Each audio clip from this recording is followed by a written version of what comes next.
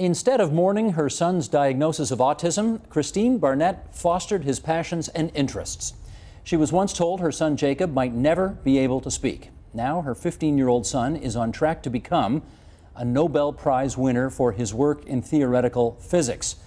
How did she tap into Jacob's potential? Well, let's find out. Here's Kristine Barnett, the author of Spark, a mother's story of nurturing genius, and her son, Jacob Barnett, student of theoretical physics at the Perimeter Institute in Waterloo, Ontario. And it's so good to have both of you here in the studio. Thanks for coming in. Thanks for having us. Where are you from originally? Indiana. And you just picked up and left Indiana because? There's physics here. I mean, there's physics everywhere, but there's this place called Perimeter Institute in Waterloo, and it's one of the big new places in physics. It was made like 15 years ago, and it's a very open, collaborative place, so I was like, I'm coming here. What are you exploring right now? At the very moment, I'm interested in quantum gravity, but that may change. Okay. Can you tell me what quantum gravity is? So basically, you have quantum mechanics, right? And you have general relativity, right? So quantum mechanics, you have these things, and they're behaving like waves, and they're behaving like particles. And in GR, you have a space, and your space is like a manifold. It's some arbitrary sheet, so your space could look like a sphere. And the goal is to try to make the two look the same. Okay, I get. Did you understand the thing he said? No, I never do. It's so sad. Do you tell me? Do you find it? How do you find living in an environment? You're 15. Yes. Everybody else there is already working on their masters and PhDs and all of that. They're in their 20s. Yeah. Do you find that? How do you find that? I don't think age is a primary issue or a concern. I treat it just like anything else. And they treat you like anybody else? Yes, except I can't go drinking. Come on, they sneak you a beer when no one's looking, right? When no one's looking. Jake, they are saying some interesting things about you. Okay. Like, this guy's on a track to become a Nobel Prize winner someday. Well, that'd be cool. Are you daunted by those kinds of expectations put on you? No pressure. Well, that's what I mean. Do you feel that pressure? Not really. It'll happen if it happens. I've talked to a lot of autistic people. Okay.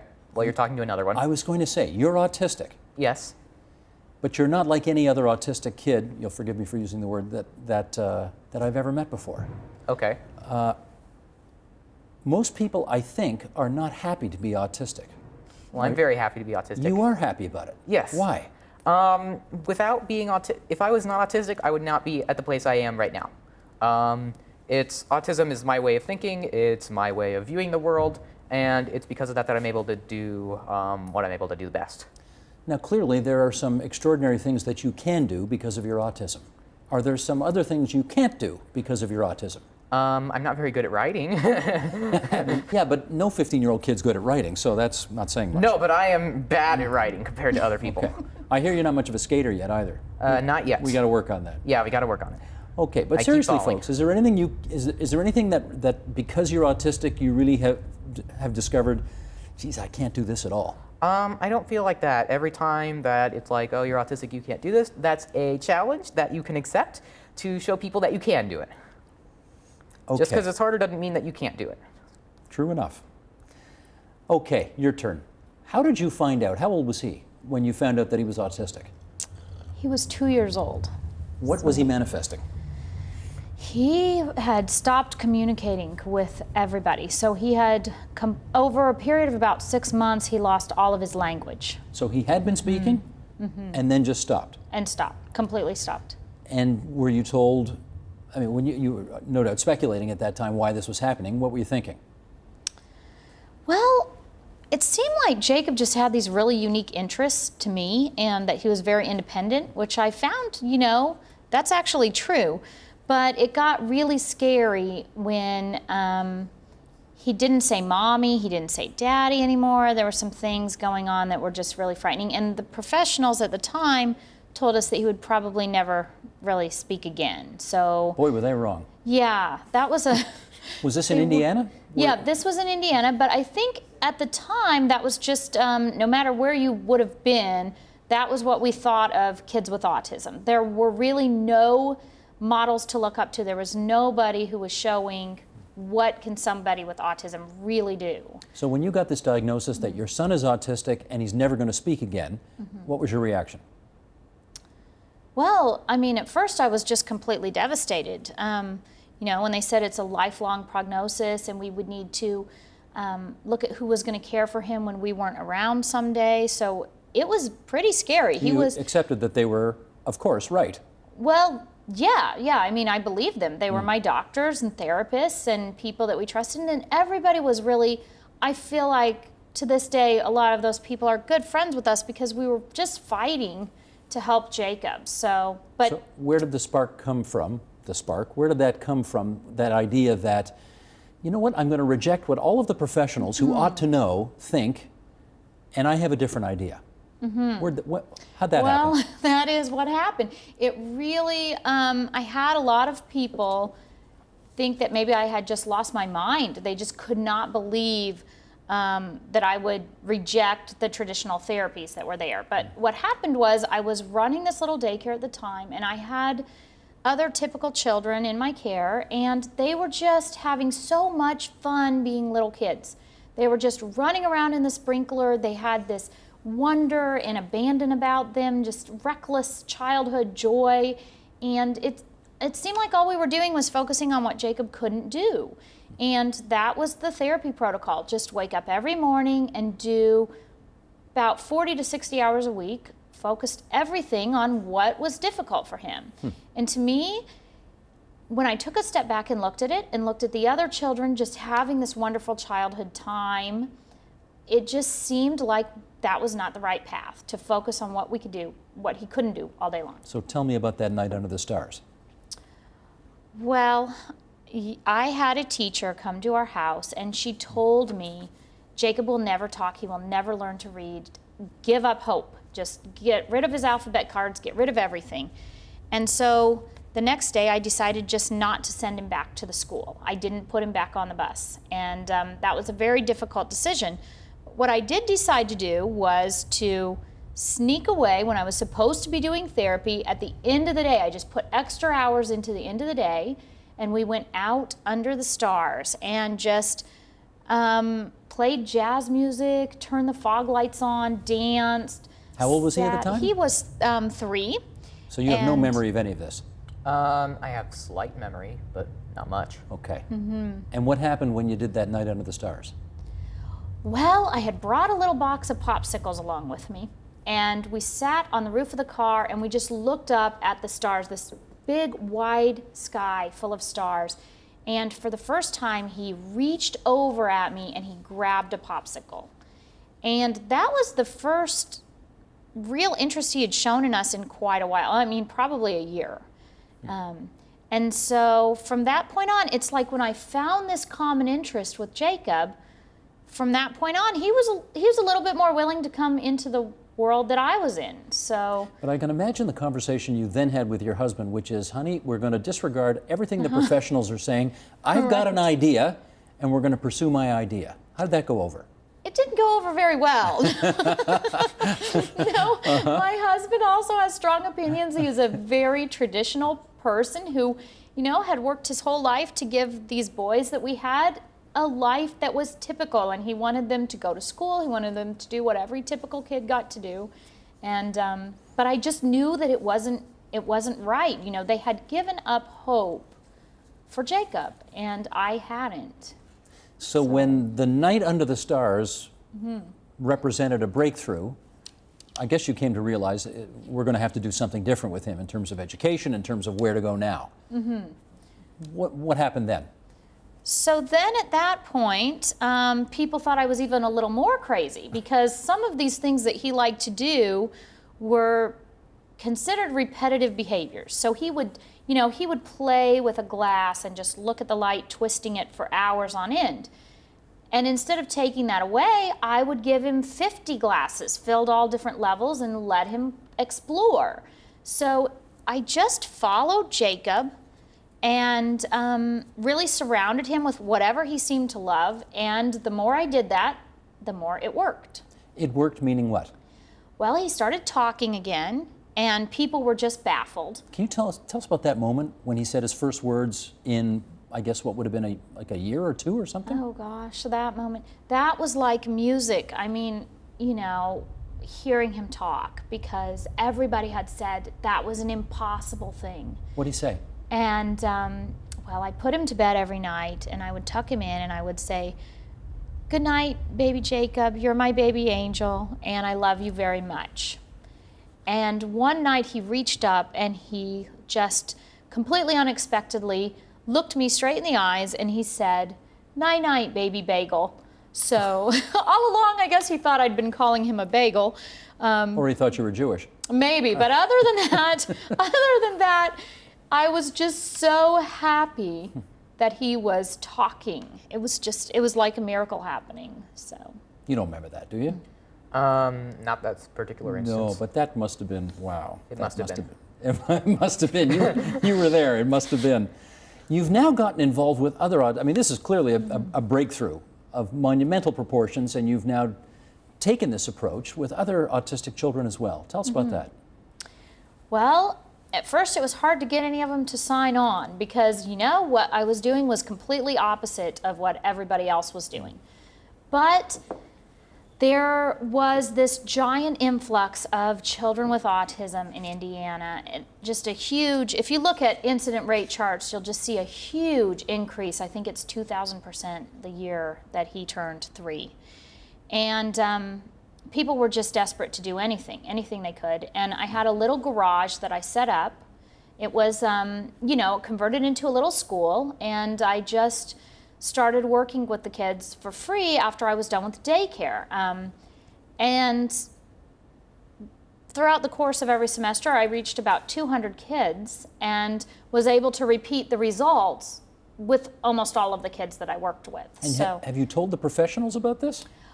pretty soon they started coming to me because they wondered what I was doing. You know, I started having schools in the area contact me, doctors contact me, and everybody wondered what I was doing.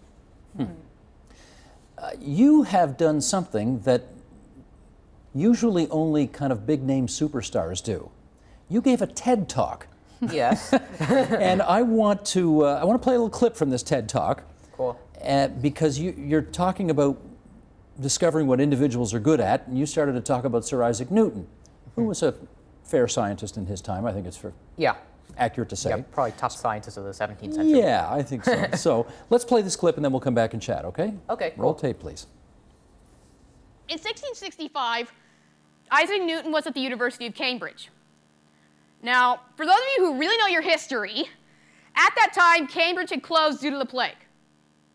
So Isaac Newton, he didn't have a way to learn. He had to stop learning, and he was probably, hiding in a dormitory with his cat running from the plague. Now, while he was doing this, he decided he had to stop learning, but he didn't want to stop thinking. Okay? So, because of that, he was thinking about this problem in astrophysics. And specifically, I think he wanted to calculate the motion of the moon around the Earth. So I sort of reamped that problem into the case of Mercury around the sun. So, okay. What he did was, in order to solve this problem, he created calculus, Newton's 3 laws, the universal law of gravitation, the reflecting telescope to check his work, and optics, and all this crazy stuff. In that 2 years that he had stopped learning. You're pretty funny, You do know that, eh? You got a good sense of humor. Thanks. Are you saying, though, that schools are not the best places in which to think and learn? I think that schools are great for learning, but there's a difference between learning and doing research or actually solving problems. If you're just going to read a book and solve textbook problems, you can be the greatest student ever, but if you aren't going to change it, then you're no better than the people who wrote the textbooks. Okay, but does that theory work for people like Jacob or Albert Einstein or Isaac Newton, but not everybody else? I think it should work for everybody. It should, eh? Yes. How do you see that happening? How do I see that happening? Yeah. I think that really in education, there's really two keys. There's the learning, of course, and then there's the thinking. And actually, there is quite a bit of research that's able to be done even at an elementary level. So you can actually solve problems which haven't been solved before. even if you only have a knowledge of, say, matrices or programming or stuff like that. So yeah, I think that everybody could do it. Jake, are you a genius? Some people consider me to be. I just consider myself to be a regular person who's very motivated about his subject. Because I'm told you don't like being called genius, even though it's in the title of your mother's book here. Okay, well, I didn't write the title. And you didn't veto it either, I guess. Okay, I had a little bit of input on this here, but I didn't make the title. Okay, but all those squiggles, which I get through mathematical equations, that's... Yes, you yes, had that's hyperbolic geometry. Of course it is. I knew that, yeah. Yeah, it's even got a hyperboloid on there. You've got siblings. Yes, 2 of them. Younger? Yes. Both younger. Were there lessons in the way you raised him that you then applied to your 2 other children who I gather are not autistic, are, what do we call them? What do you, normal? What do you call it? Jake. They were not Jake, definitely. They were not Jake. Correct. Okay, that's fair. So I think everybody is who they are. And I think it's really important when you have a label not to let that label define you. So, and I've talked to lots and lots of moms with kids on the spectrum, kids with ADHD, kids with various learning disabilities, or just struggling in school with something. And I say, well, what are they good at? What is the thing that they're passionate about? Let that define them. And so I've done that with my other 2 children. And their passions are what? What have you discovered? So the middle one loves meteorology, and he creates models with chaotic physics in order to more accurately predict the weather. And he started out just being a little boy who liked to go out in storms. And he would bring the storms inside. He would bring puddles inside the house. And then the youngest one, he liked to kind of take his boots and go around this pond near our house and collect all these samples. And he just explored. I let them explore, and I think kids need time to explore. Do our schools do that? Well, the problem is we need to break some rules. And it's time that we stand up for the fact that some of those rules are getting in our way. And when we do that, we can give people the time that they need to create something. And I think you're only as good as your teacher. Mm-hmm. So if your teacher's yourself, you can rise to your greatest potential. So if I had tried to teach Jacob math or physics, for example, I mean, he would still be stuck before calculus because that's where I am at. Mm-hmm. So it's a matter of creating motivation that is self-driven. And you can really only do that by just pursuing what you love. You mentioned your second is into meteorology. How about the third? Mm-hmm. Oh, the third one, he likes to do a subject called pathophysiology. And so it's like disease processes and stuff like that. And the other 2 are how old? They are 10 and 12 right now. So they're on a path. Mm-hmm. They've found their passion and they're going to presumably pursue it. They are. Now, the middle one, he didn't necessarily want to pursue the academic side of the meteorology. He just loved going out into storms. But then Jacob showed him a textbook from college that was a meteorology book and just plopped it down in front of him and said, let's open this up and see what we can do. And Wesley realized that those equations were out of his depth. And then he was self-motivated to learn it. Mm-hmm. I also showed him a computer program. I had already modeled a very basic thing, and I just showed him, okay, here's this. This is what it does. This is a very simple model of the atmosphere. This is what it does. And I mean, now he wants to learn programming as a result of it. Because, yeah, a lot of problems you have to use a computer to solve. Do you get on with your siblings? Do I get what with my siblings? Do you get on with them? Do you get along with them okay? Yes. 3 boys in one home, and yeah. there's not no craziness all the time? Not too much tension. No. It's a different kind of craziness. It's a different kind. Yeah, well, they're very motivated people, so we have laboratories everywhere, and so lots and lots going on. Kristine, is there anything, Bill Gates is the offspring of 2 apparently highly intelligent professional university professors. So I guess people are not terribly shocked that he turned out to be a computer whiz and, okay. Is there anything in your or your husband's backgrounds that would have at all, he's laughing, you're laughing, forecasted this? No, but I will say there's a stubborn streak that runs in my family, and it's come in really handy. I mean, As parents, this is the thing, all of our kids are going to face challenges. And that's common to every single one of us. And the thing is, we need to know when to stand up for them during those challenges, even if it goes against what everybody else thinks, you know, because as parents, we know in our hearts what our kids need.